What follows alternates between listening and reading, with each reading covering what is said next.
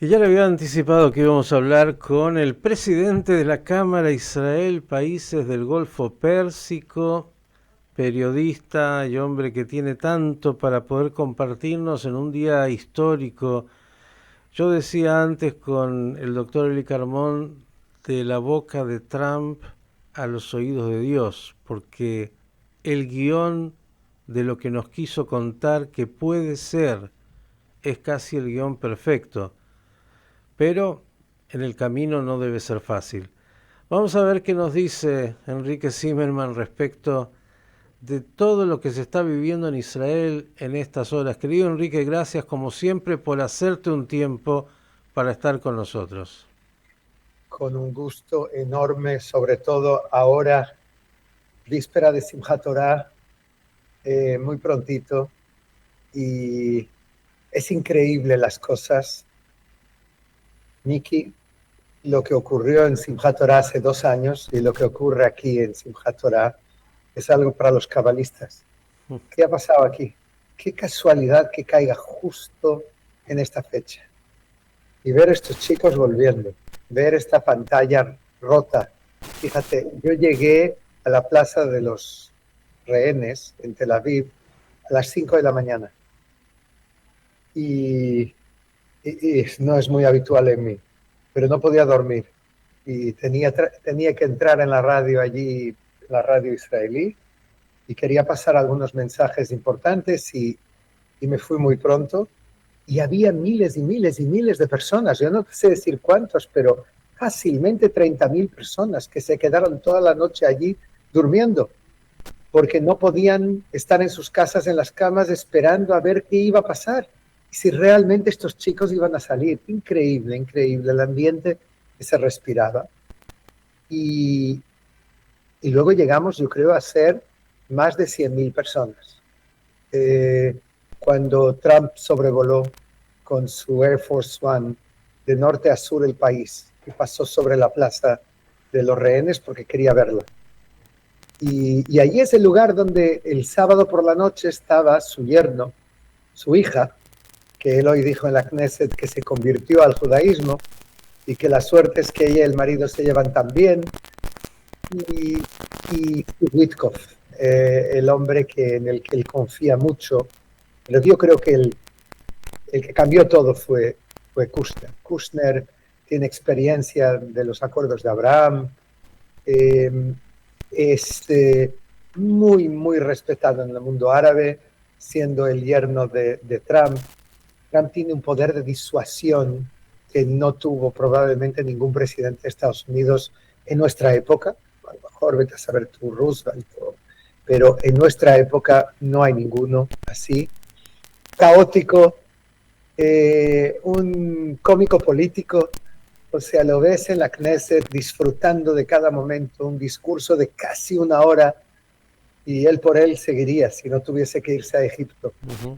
La pantalla estaba dividida en 2. Por un lado hablaban Netanyahu, Lapid, el jefe de la oposición, Donald Trump, y por el otro veías en silencio la llegada de los chicos que no sabíamos, parte de ellos, ni cómo estaban, ni en qué estado estaban, y los veías llegar y abrazarse con sus seres queridos en silencio porque seguían los discursos surrealistas. Lo más increíble de todo, porque todo es un día todavía lleno de emociones y imposible abstraerse, es la velocidad con la cual se han dado todos estos hechos, ¿no? Porque dijiste, hace 2 años estábamos en ese Simchat Torah viviendo ese mazazo, ese golpe que queda para siempre en el dolor del país. Hoy, bueno, esta catarsis colectiva, porque de alguna manera se recibía a los secuestrados, que significa tanto para Israel como realidad y como casi una posibilidad de respirar y volver a comenzar. Y luego viene, parecía un guión perfecto armado, lo decíamos antes, de Hollywood. Trump llegando en el mismo momento, los chicos volviendo, Trump... Perdona, grave error. ningún guionista sería capaz de escribir algo así. Claro. Ningún guionista. Porque le dirían que no es realista. Uh-huh. Pero En eso no realista, que quiero llevarte a esto. Quien no cree en milagros no es realista. Así es. Quiero llevarte a esos milagros y a eso no realista. Digo, uno escuchó, entre otras cosas, bueno, todo lo que vimos en la Knesset, además, ya el discurso de Netanyahu y el discurso de Yair Lapid y de alguna manera cómo lograron entender que es un momento histórico donde todas las diferencias tienen que quedar en un segundo plano, y luego Trump planteando un nuevo Medio Oriente, un Medio Oriente de prosperidad. Nos enteramos recién, me contaba el profesor Carmón, que Kushner y Witkoff, por ejemplo, fueron a darle la mano al segundo del Hamas, y esto también habla de una lógica nueva, donde incluso también Trump diciéndole a los iraníes, yo sé que ellos dicen que no, pero en realidad quieren también, digo, una lógica donde, recién lo charlábamos acá, Trump sabe que el poder de la negociación es o son los aranceles o es el negocio o lleva a un extremo incluso militar, pero con la intención de esto no es un tema personal, por decirlo así, sino tenemos que ponernos de acuerdo y para que sea bueno para todos. Suena tan bien, pero me pregunto si en el camino esto es posible. A ver, ¿te enseñó Eli Carmón esto? No. Boruhim Hashavim. Bienvenidos a los que vuelven. La Plaza de los Rehenes cambiará de nombre muy pronto. Y luego debajo, Welcome, Mr. President. Esto resume la realidad en la que estamos viviendo. Fíjate.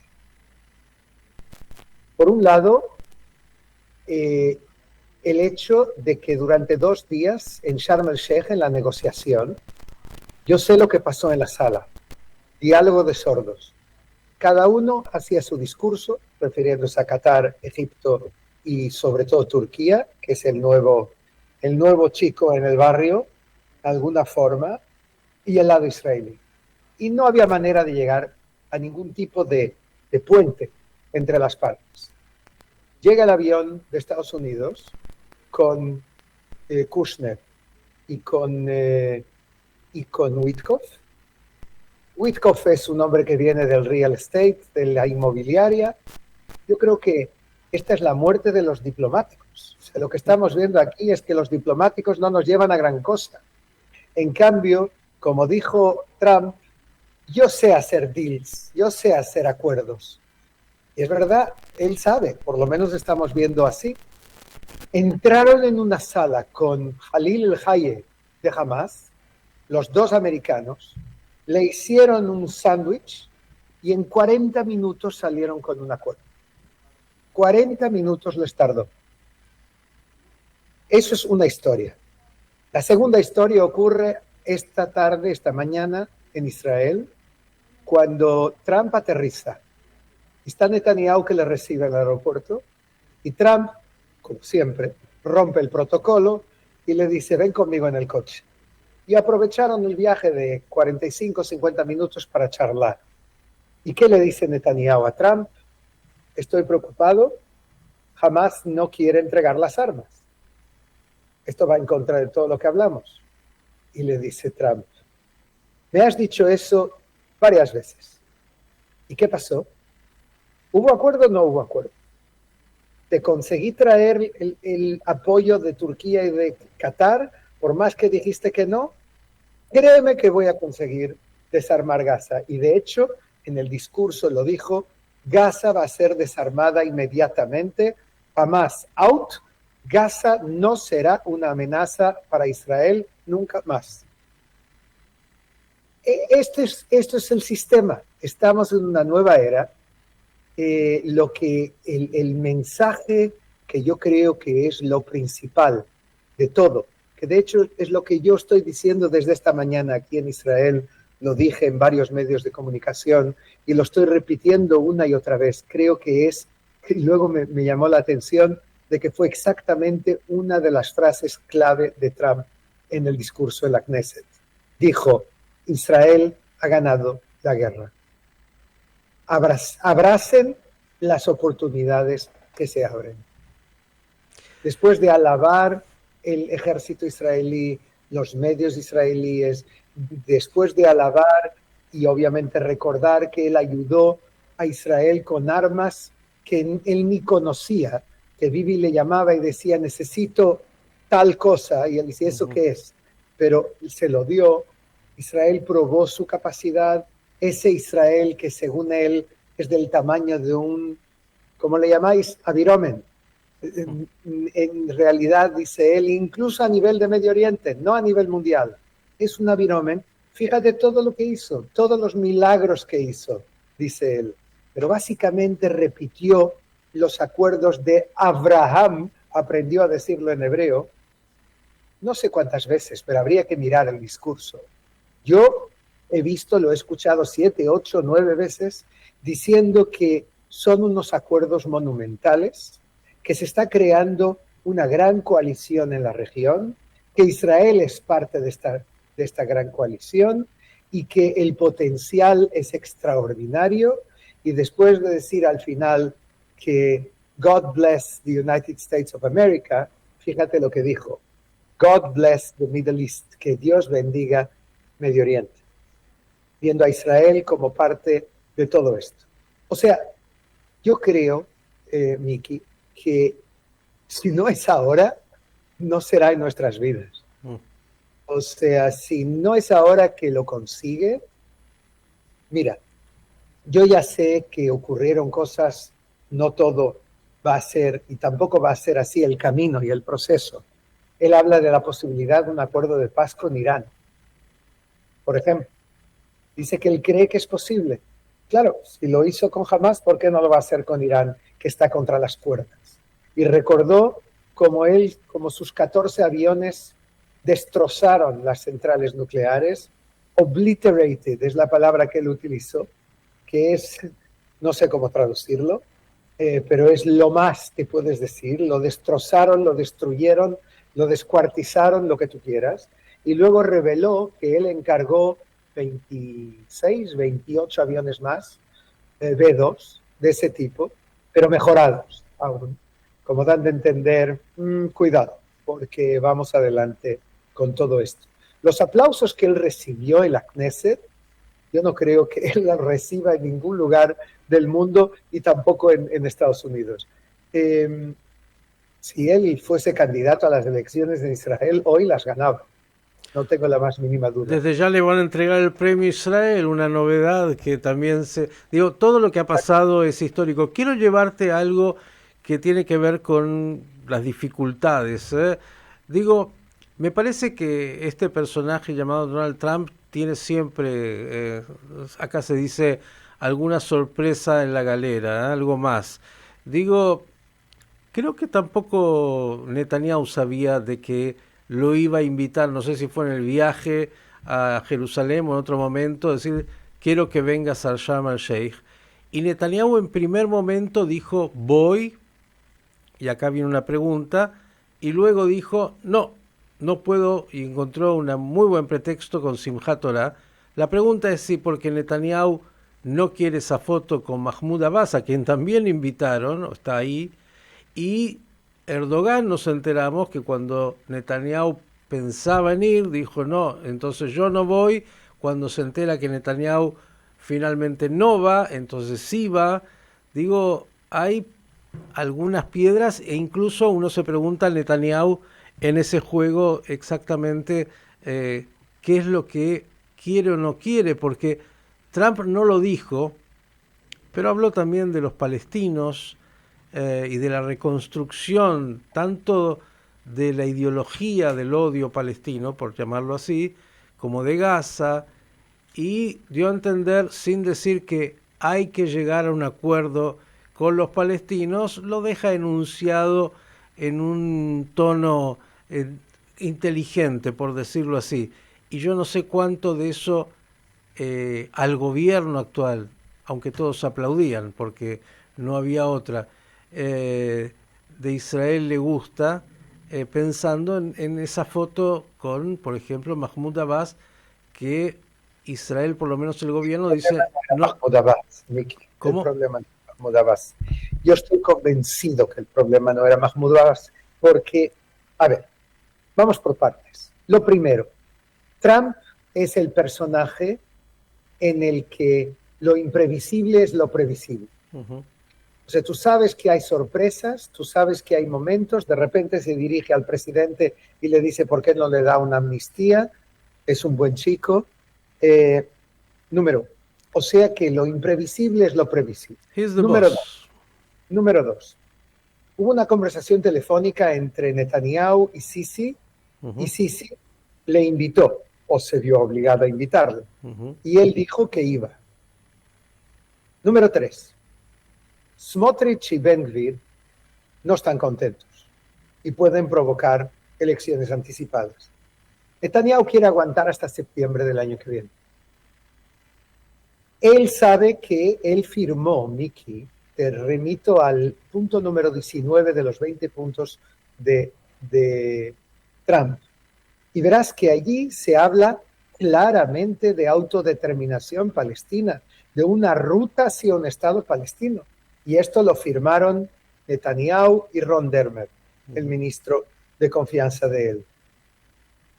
Y no hubo un terremoto en la tierra de Israel. Tanto Ben Gvir como Smotrich siguen en el gobierno y aplaudieron como niños buenos hoy. ¿Por qué? Porque no tienen alternativa. Porque ellos saben que su carrera política podría estar al final, si es que como ministros al menos, quizás como diputados no. Aunque tampoco eso está seguro. Según las encuestas, Smotrich no pasa los 4 necesarios para entrar en la Knesset. O sea, que quiere decir que puede no estar la próxima Knesset. Y Ben Gvir tiene 6, 7, en el mejor de los casos, diputados de los 120. Nada que ver con la extrema derecha europea, que llega al 20, 25, 30%. Aquí estamos hablando de otro grave error. Como dijo Pilar Rahola otro día, dijo que Israel es la Viagra de una izquierda impotente. Pues aquí estamos más o menos en ese sentido, de que esta izquierda impotente está abrazando todo el tema de Palestina y la kefía, etcétera, para intentar ganar poder político, pero no le va muy bien tampoco. Pero volviendo a esto. Realmente, yo creo que Netanyahu se asustó un poco después de que lo pensó. No por Simchat Torah. Los Haredim han dicho, los partidos ultraortodoxos no le hemos amenazado. Simplemente él piensa, cabe la opción de que se vaya a encontrar con un Mohammed bin Salman sin estar preparado, y él quiere tener su gran carta, Arabia Saudita, y por eso él prefiere hacerlo bien, él va con cuidado, él dice, está yendo todo muy rápido, no quiere que Trump le dicte el ritmo, es complicado, hay riesgos en el camino, hay que hacerlo bien, está demasiado en juego, y al mismo tiempo no quiere poner en peligro su coalición tampoco, o sea, quiere avanzar de una forma inteligente. Y es por eso que el presidente de Indonesia va a venir a Israel. Eso dicen, si es que no se anulan. Se anuló ya. ¿Y ya no anuló también? Anuló, no diciendo, pero después de que Netanyahu anuló su presencia, anuló también el presidente de Indonesia llegar a Israel. Pero va a venir. Yo te lo aseguro. ¿Tú escuchaste su discurso en la Asamblea General de Naciones Unidas? Absolutamente. Aparte de cantar a Tikva, hizo casi todo. Hablando del derecho de Israel a la paz, dijo la palabra shalom, pero obviamente yo creo que él venir aquí era muy atrevido si es que iba a venir, porque iba a poner la oposición en su país en pie de guerra contra él. Piensa que este es el país que tiene más población musulmana, son 275 millones de habitantes, es más de la mitad de la Unión Europea. Es un mercado extraordinario, ya tenemos vínculos, no te estoy contando ningún secreto, dijiste antes que soy presidente de la Cámara de Comercio, ya hay cientos de empresas israelíes funcionando en Indonesia. Y el día 20 de octubre del 2023, 3 semanas después de la masacre, estaba prevista la firma de la normalización entre Israel e Indonesia. Hoy por hoy los americanos me han dicho que lo que está sobre la mesa es lo siguiente: la ampliación de los acuerdos de Abraham con algunos países, entre ellos Indonesia, pero también la posibilidad de que Siria e Israel anuncien en los próximos meses un acuerdo más allá de un acuerdo de seguridad, o sea, no un acuerdo de paz total, según parece, pero un acuerdo más allá de lo que estaba previsto. Y está al final también la posibilidad del Líbano, de quien habló hoy Trump, diciendo que Hezbollah está destruido y diciendo que él apoya al presidente del Líbano. Yo te puedo decir algo que, según fuentes extranjeras, el presidente del Líbano y Netanyahu hablan al teléfono regularmente. El tema de Hezbollah es un interés conjunto de destruir a Hezbollah como factor influyente en el Líbano, y hay algunas cosas más por ahí. La cuestión, incluso con gente que tú conoces, la cuestión está en Arabia Saudita, y esa es la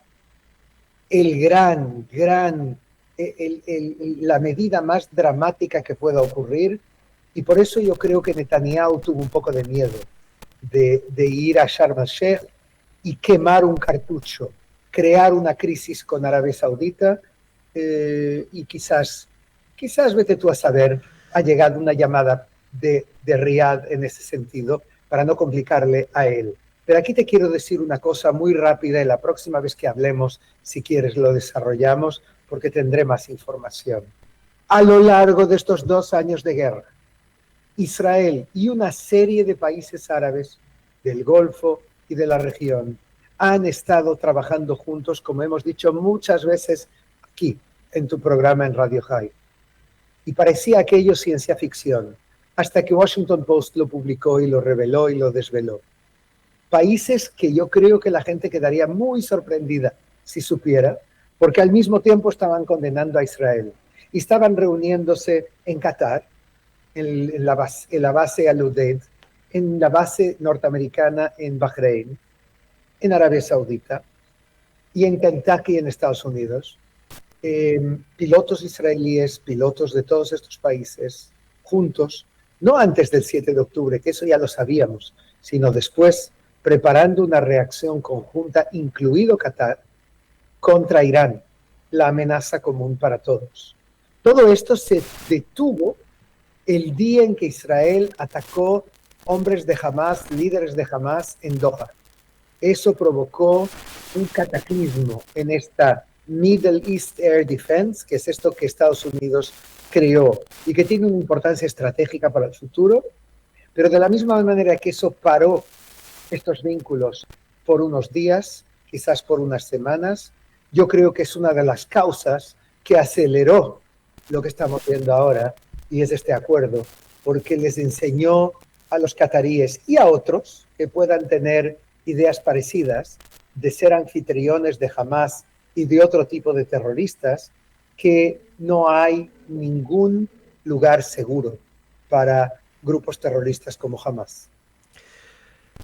Bueno, hay que decir que los terroristas del Hamas van a tener donde estar tranquilos, tanto en Qatar como en Turquía en este momento, pero pensaba que respecto de Arabia Saudita y de Indonesia, que son los dos factores más importantes en demografía, mercado y mucho más, parecería que hay un solo aspecto que todavía hace que no se avance a la incorporación a los acuerdos de Abraham, y que tienen que ver con ese punto 20 de los puntos de lo que Trump ha planteado como proyecto, y no para que se hagan 15 días, sino enunciar que existe una apertura a que en algún momento llegue a constituirse un Estado palestino. Parecería que esas palabras todavía en Israel, tal vez por el dolor del 7 de octubre de estos 2 años, tal vez por el temor de Netanyahu de que cae su propia coalición, por algún motivo parecería que todavía no pueden ser pronunciados, y son, me parece, ¿no?, un aspecto clave de lo que puede venir. Cuando se da una mala noticia a una persona a la que quieres, no le dices inmediatamente lo que ocurrió muchas veces. Vas paso a paso. Ocurrió algo y luego vas de alguna manera llegando. Me temo que esta es una de esas situaciones. Netanyahu lo sabe perfectamente, pero lo sabe hace muchos años. Sabe que si Israel no va a anexionar ninguna zona de Cisjordania, el status quo, esta situación actual, es insostenible a la larga. Y sabe que la alternativa es el fin de Israel como Estado judío. Pasará a ser algo distinto y es un solo Estado con los 15 millones o 14 millones de habitantes que hay entre el río Jordán y el mar. No sé qué queda, qué posibilidad hay. Es verdad, se puede hacer una federación, una confederación con Jordania y con Palestina, se pueden encontrar otras soluciones, pero posiblemente no quedan muchas. Y es posible que lleguemos allá. Es verdad que normalmente los palestinos han impedido esa solución cuando estuvimos muy cerca, como decía Abba Eban. Nunca perdieron la oportunidad de perder una oportunidad. No sé si ahora va a volver a ocurrir, pero yo creo que eso es lo que nos espera al final del túnel, pero puede tardar años y años para llegar allá. Mira, Miki, yo considero que el punto número 19 de los 20 de Trump es la declaración Balfour de los palestinos. Si es que ellos saben cómo actuar, si ellos actúan de forma inteligente. Esas 64 palabras, creo que son, de la declaración Balfour, les tardó 31 años en que nosotros tuviésemos un Estado real, entre 1917 y 1948. Aquí probablemente tardaría un poquito menos, pero no mucho menos. Para que haya un Estado palestino en una generación futura, hace falta seguridad, seguridad y seguridad. Hace falta que ellos sean capaces de que nunca un grupo como Hamas se pueda apoderar otra vez de alguna de las zonas palestinas, de que nunca pueda haber otro 7 de octubre y de que haya a nuestro lado una democracia que reconoce a Israel como Estado judío. Y tiene que ser una democracia, sin Hamas. Y todo esto tarda años en construir. Yo sé que las fuerzas palestinas han sido entrenadas. De hecho, en estos lugares donde se reunieron en Medio Oriente y en Kentucky, una de las cosas que han estado entrenando es cómo destruir túneles. Quedan en Gaza cientos de kilómetros de túneles intactos. Alguien tendrá que hacer el trabajo. Yo estuve con el general Rajab, que es un general palestino que está preparado para entrar en Gaza cuando la fuerza multinacional le dé la luz verde y para hacer la lucha contra Hamas.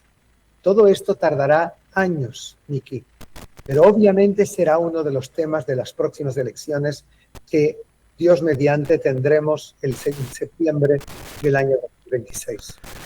Todos pedían en el mundo que viniera alguien a ordenar. Parecería que Trump decidió tomar ese rol de ser la superpotencia y el presidente del consorcio, incluso haciéndose cargo ahí de lo que tenga que hacer para que todos acepten. Lo acaba de hacer un poco en Israel, un poco más que mucho. Veremos si ese poder de Trump también se puede trasladar a los palestinos y que ahí también imponga parte del juego de acuerdo a lo que él entiende y lo que ha planteado hoy. Lo que estoy seguro es que con la velocidad de los hechos, pasado mañana, después de el Hag, seguro habrá mucho para seguir, entre otras cosas, viendo qué ha pasado en Sharm el-Sheikh y todas las realidades que se van a imponer más allá de las imágenes. Miki, yo estoy seguro de una cosa, que en enero del 2029, cuando Trump abandone la Casa Blanca, la situación de Israel y la situación del Medio Oriente será radicalmente distinta. Y eso no tengo la más mínima duda. Esperemos que en el buen sentido, Israel tiene una gran oportunidad y necesita en este momento líderes a la altura de poder hacer este cambio, que es algo que va a afectar las vidas de mis nietos, de mis bisnietos y de Israel iremos un poquito más cerca cuando llegue a sus 100 años. Yo creo que es importante, es vital que los israelíes entiendan esto y que elijan a las personas que tengan la flexibilidad mental necesaria, el patriotismo y el realpolitik que nos lleve a acuerdos en la región y que nos lleve a pactar de forma que este país se convierta realmente en una superpotencia, incluso a nivel mundial. Enrique, a develar cuál es el misterio cabalístico de aquello que pasó hace 2 años y lo que pasa hoy en este Simchat Torah. Por el momento, a disfrutar un ratito, porque es necesario, y luego seguir trabajando para construir posibilidades. Hag Sameach y gracias.